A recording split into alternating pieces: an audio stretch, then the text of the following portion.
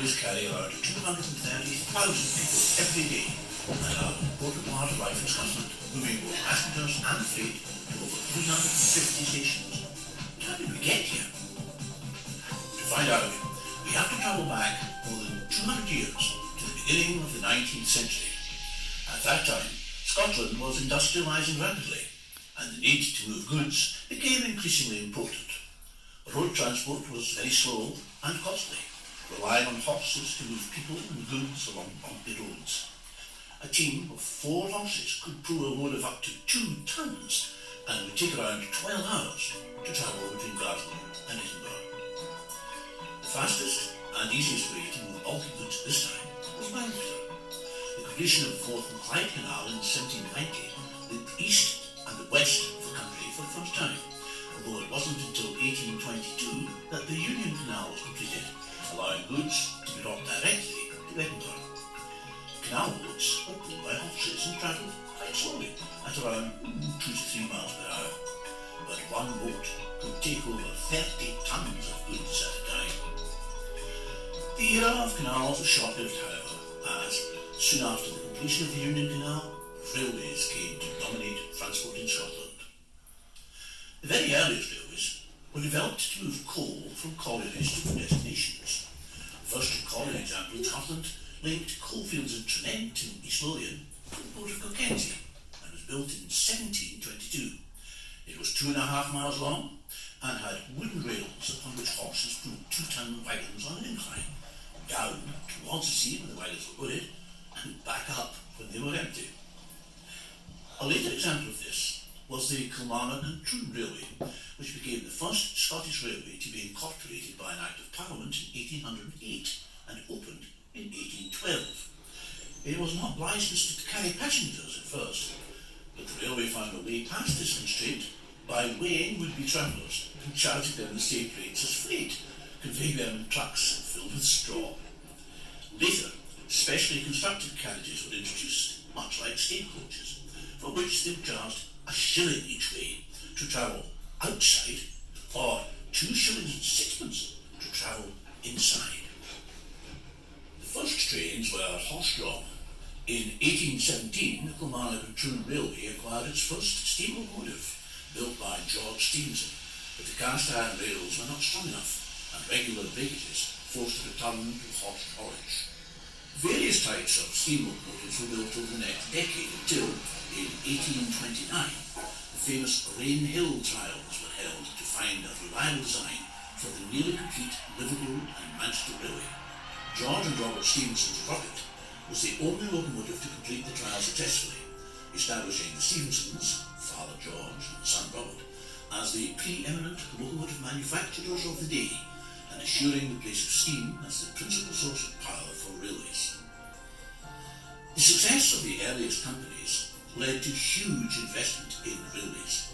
The 2,236 miles of railway opened in 1844 became a staggering 13,562 miles by 1870. These railways were all privately funded and were owned by many different companies which, over time, amalgamated. By the early 20th century, there were 5 main companies operating in Scotland: the Caledonian, the Glasgow and South Western, the Highland, the Great North of Scotland, and the North British.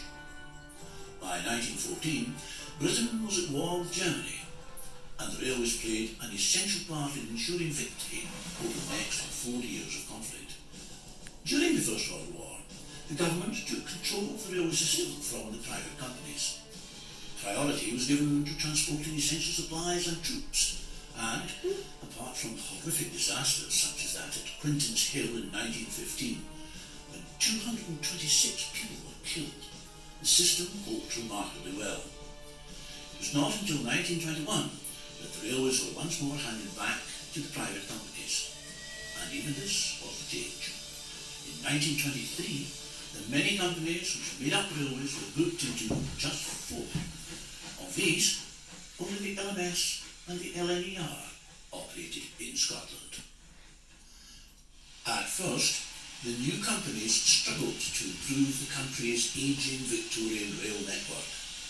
It took until the 1930s before new designs could begin to make their mark.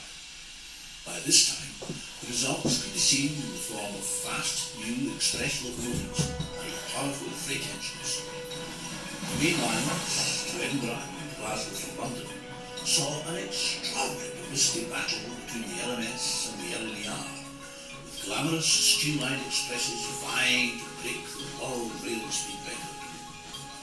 However, in 1939, fate stepped in once more. Britain declared war on Hitler's Germany, and railways were again put at the forefront of the struggle. Non-essential journeys were curtailed, and even from the beginning, the system came under enormous strain, with over 120,000 children evacuated from Glasgow to the countryside in specially laid-on trains in September 1939. Victory came in 1945. But by this time, Britain's railway companies had been impoverished by the war.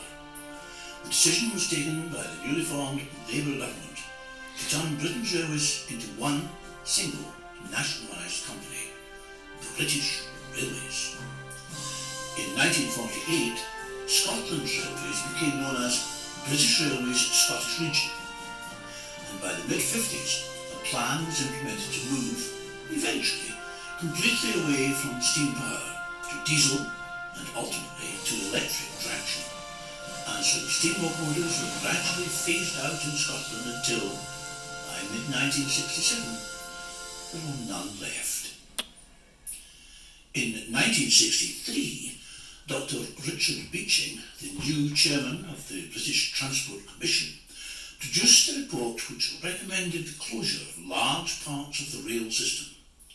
By 1970, some 650 miles of track in Scotland had vanished. This meant that many villages and towns which had been served by a railway since the 19th century were now dependent on transport by road, the railways to many rural routes being considered too costly to maintain. Scotland's railways carried on during the 1970s and 80s with diesel and electric services now the norm. The main line from London to Glasgow was electrified, and the route from London to Edinburgh saw the arrival of sleek Intercity 125 high-speed trains. Since 1996, Britain's railways have once more been placed into private ownership, with different companies bidding to run the services. Scotland is unique in the United Kingdom in having only one company operating its internal passenger services, ScotRail. The last few years have seen a tremendous increase in passenger numbers, as well as the reopening of previously closed lines and the creation of new stations. In 200 years, Scotland's railways have changed almost beyond recognition. Who knows?